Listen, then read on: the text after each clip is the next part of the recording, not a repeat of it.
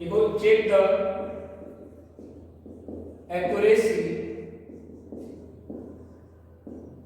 accuracy of the following relation। ठीक, पहला part है उसमें क्या है, equals to FGH plus half MV square. Second part इसका है V square minus U square equals to 2AS। मैं चाहता हूँ आप लोग वीडियो को पॉज कर लो और अपने से पहले अटेम्प्ट करो, ट्राई करो इसको सॉल्व करने का। हम लोग को यहाँ पे ये दिखाना है कि इसका एक्यूरेसी चेक करना है, यानी इसका मतलब क्या हुआ कि ये जो फिजिकल रिलेशन सही है कि गलत, हमें ये पता करना है। ठीक है, तो पहला इक्वेशन लो, देखो E बराबर हमारा यहाँ पे दिया है mgh plus half mv square. ठीक, तो हम लोग प्रिंसिपल ऑफ मोबिलिटी के अनुसार हम लोग जानते हैं कि अगर ये फिजिकल रिलेशन करेक्ट है यानी दोनों डायमेंशन क्या होना चाहिए, हमारा बराबर होना चाहिए, यानी सॉल्यूशन पार्ट देखो। ठीक, देखो इसमें यूजिंग डायमेंशनल एनालिसिस,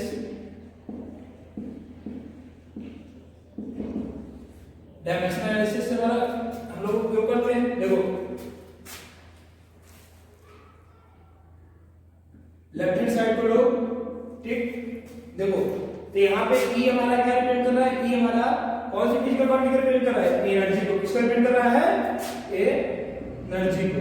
ठीक, और हमें पता है एनर्जी का डायमेंशन क्या होता है हमारा, बताओ एनर्जी का डायमेंशन क्या होता है, mL²T-2। क्लियर हो गया, यानी एनर्जी का डायमेंशन हमारा क्या है, mL²T-2। ठीक, तो अगर राइट हैंड साइड में भी यही डायमेंशन अगर हमारा आ गया mL²T-2, यानी हमारा जो फिजिकल रिलेशन दिया वो क्या है, करेक्ट है। ठीक, तो आंसर साइड लेते हैं। ठीक, तो देखो ये हमारा क्या है, mgh plus half mv square. देखो ये m हो जाएगा, m का हो जाएगा m, g यानी LT-2। ठीक, और h हमारे यहाँ पे क्या है, हाइट है, तो हाइट हम किस में करते हैं, लेंथ में। देखो इधर का ये क्या होगा डायमेंशन इसका, l प्लस 1/2 m हो जाएगा। ठीक, वेलोसिटी का डायमेंशन क्या होता है, LT-1 का स्क्वायर। देखो ये हो जाएगा हमारा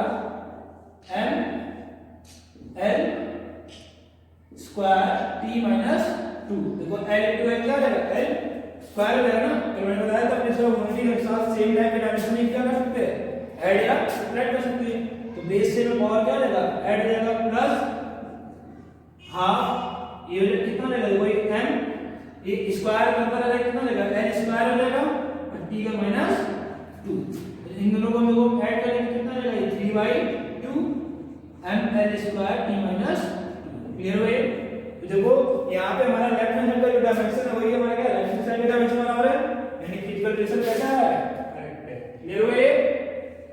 देखो एक बार फिक्स बता दे रहा हूं, E हमारा यहाँ पे एनर्जी है, एनर्जी का डायमेंशन हमें पता क्या होता है, mL²T-2।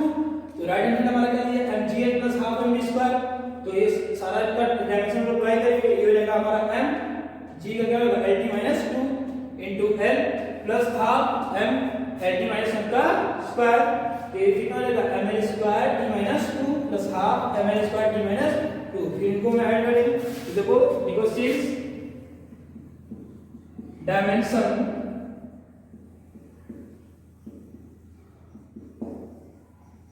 on either side of equation are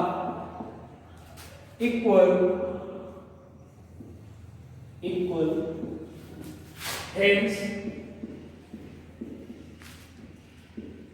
given physical relation is correct, physical relation is correct। Second point लिखो,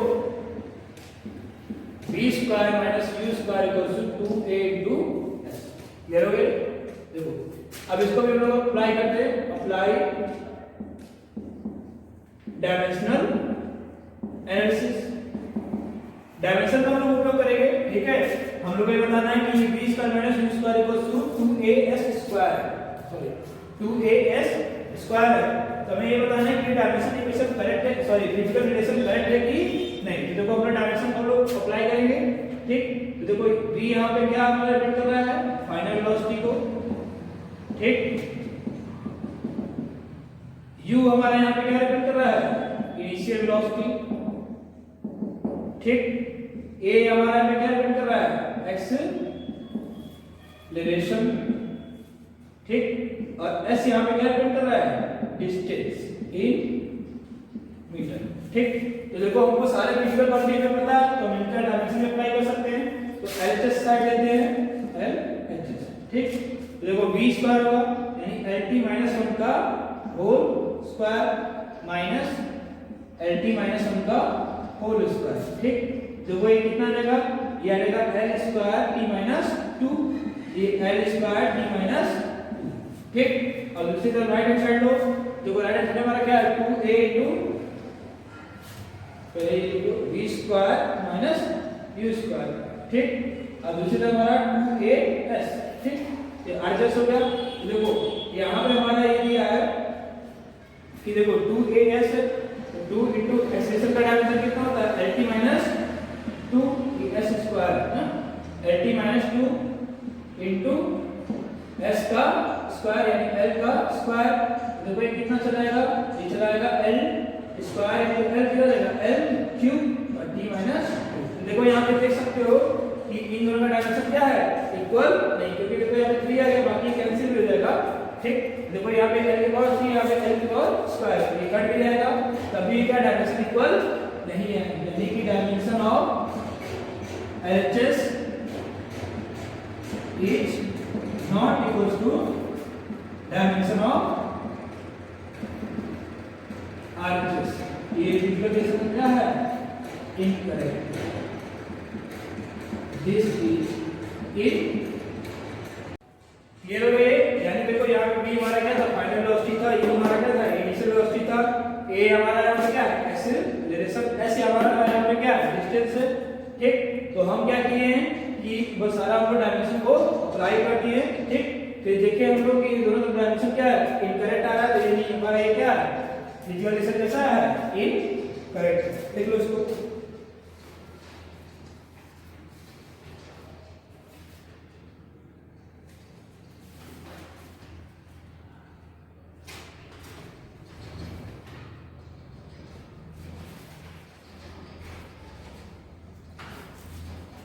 देखिए नेक्स्ट पेज डालो।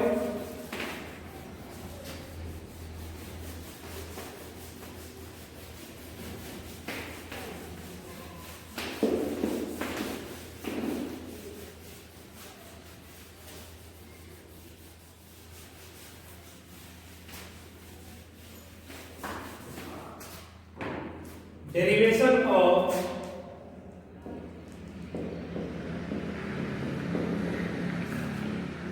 some physical relation, derivation of some physical relation, ठीक। यानी आप देखो हम लोग यूनिट डायमेंशन का ही उपयोग करके कुछ सर्टेन फिजिकल रिलेशन को एस्टैब्लिश करेंगे, ठीक। इसमें लिखो क्वेश्चन, ठीक। देखो इसमें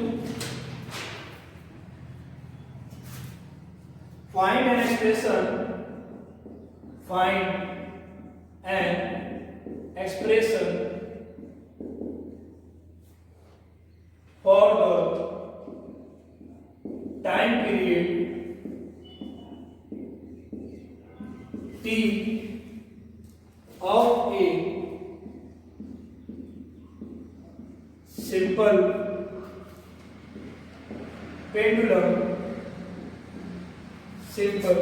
pendulum, the time period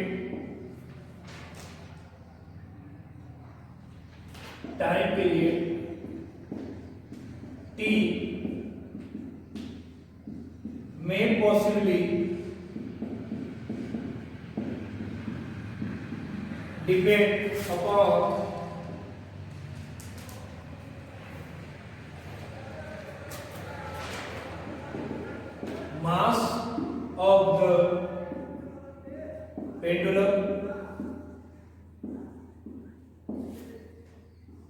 दूसरा length of the pendulum acceleration due to gravity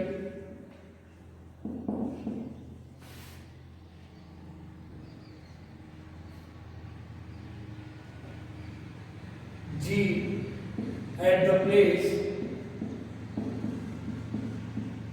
where pendulum is suspended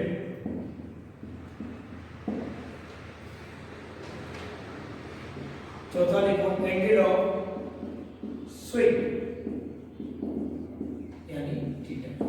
ठीक, देखो हमको एक रिलेशन को एस्टैब्लिश करना है कि सिंपल पेंडुलम का कुछ एक सर्टेन क्वांटिटी दिया है, सर्टेन फिजिकल रिलेशन पे एस्टैब्लिशमेंट दिया है, डिपेंडेंसी हमें फाइंड करना है, इसके लिए पर्टिकुलर एक्सप्रेशन। ठीक, क्वेश्चन लिख लो।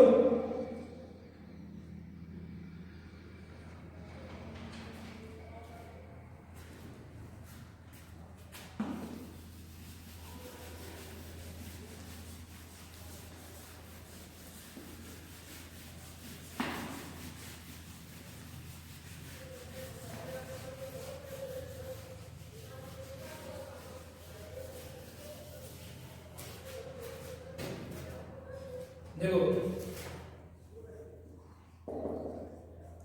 सॉल्यूशन पार्ट में देखो हमें फाइंड करना है expression for a type a T of a simple pendulum. The type a T में possibility depend upon mass of pendulum, length of pendulum, acceleration due to gravity g, angle of C. तो हम क्या करते हैं, मान लेते हैं time period हमारा क्या है टी। ठीक, टाइम पीरियड को टी से डिनोट कर देते हैं। ठीक, सिंपल पेंडुलम का। अब हम लोग क्या करेंगे, पहला जैसे जैसे रिलेशन है उस तरह उसका डायमेंशन हम लोग ए बी सी डी यानी कि आर्बिट्री हम लोग एज्यूम कर रहे हैं कि मास ऑफ पेंडुलम का डायमेंशन क्या है, ए है, लेंथ ऑफ पेंडुलम का क्या डायमेंशन है, बी है, एक्सेलरेशन ड्यू टू ग्रेविटी का क्या है, सी है, और एंगल ऑफ सी का क्या है, डी। ठीक, तो इसको लिख दो m की पावर ए यहां पे क्या इंडिकेट कर रहा है, डायमेंशन ऑफ n। ठीक, सेकंड लिख लो, लेंथ पर है l की पावर b। थर्ड लिख लो g के पावर c, फोर्थ थीटा के पावर d। देखो एंगल ऑफ सी में तो हम लोग केस लेंगे नहीं। ठीक, तो देखो इसको हम लोग कंबाइन कर सकते हैं, combining all of this we will get t is proportional to क्या रहेगा, m की पावर a, l की पावर b, g की पावर c। ठीक, ठीक, थीटा की पावर d। तो देखो अब हम लोग क्या करेंगे, इसको एक सॉल्व करेंगे। t की पावर k मान लेते हैं, m की पावर a, l की पावर b, g की पावर c। ठीक, जहां पे k क्या हमारा एक डायमेंशन लेस कांस्टेंट, k हमारा यहां पे क्या है, डायमेंशन लेस कांस्टेंट।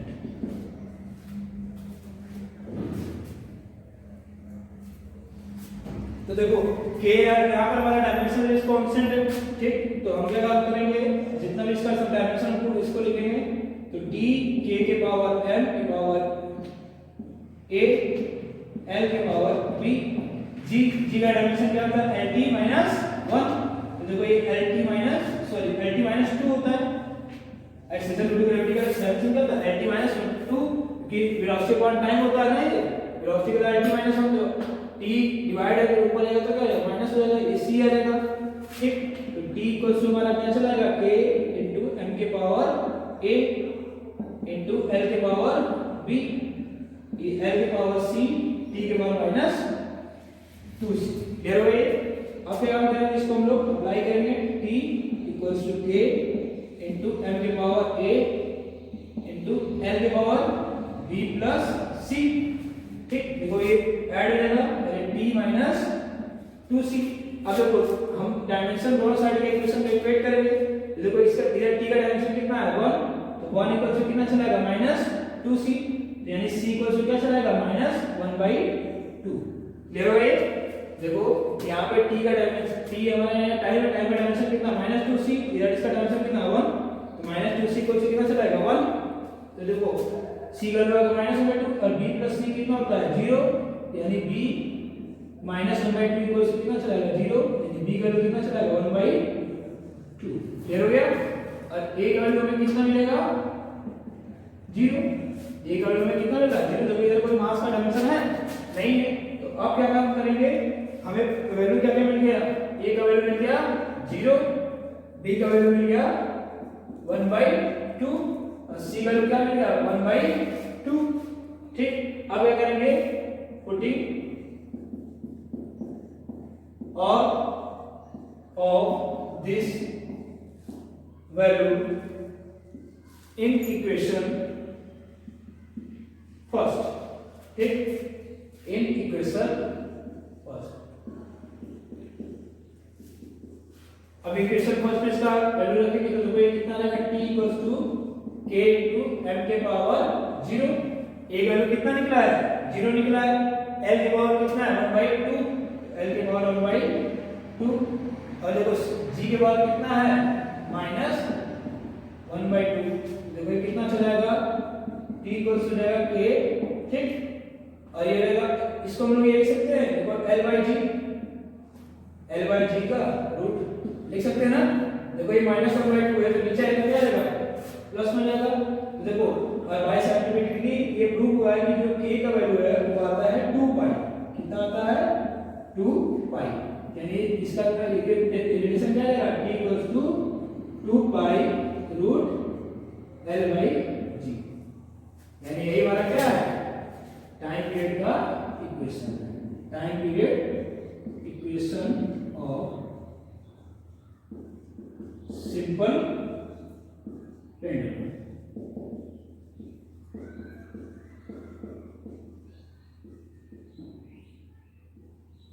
क्लियर हो गए? देखो हम लोग डायमेंशन की सहायता से क्वेश्चन दिया था कि एक सर्टेन टाइम पीरियड है सिंपल पेंडुलम का जो कुछ सर्टेन क्वांटिटी पे डिपेंड कर रहा है, मास ऑफ पेंडुलम पे, लेंथ ऑफ पेंडुलम पे और एक्सेलेरेशन ड्यू टू ग्रेविटी पे। ठीक, तो हमने क्या काम किया, उस सारे कॉम्बिनेशन को कंबाइंड फॉर्म में लिया, t के प्रोपोर्शनल टू m के पावर a, l के पावर b, g के पावर c और थीटा के पावर 3। जहां पे फिर हमने इसको क्वांटिटी इक्वेशन बना दिया, k जहां पे क्या डायमेंशनलेस कांस्टेंट है, तो m के पावर a, l के पावर b, lt 2c, 2 के पावर c। ठीक, फिर इन दोनों को लोग कंबाइन करेंगे, इक्वेट करेंगे दोनों साइड के डायमेंशन को, दोनों साइड के, तो -2c किसका वैल्यू होगा 1 के। ठीक, तो यानी c का वैल्यू कितना रहेगा -1/2। अब b + c कितना, देखो l के पावर यहां पे कितना, b + c इधर कोई है नहीं है, तो b + c = 0, b का वैल्यू कितना 1/2, यानी a का वैल्यू आ गया 0, b का वैल्यू आ गया 1/2, c का वैल्यू कितना आ गया -1/2। ये सब सारा वैल्यू पुट करेंगे, t = कितना चला है k √ l/g, t का वैल्यू कितना है 2 पाई, t = 2 पाई l/g। यही हमारा क्या है टाइम पीरियड इक्वेशन है किसका सिंपल पेंडुलम। देखो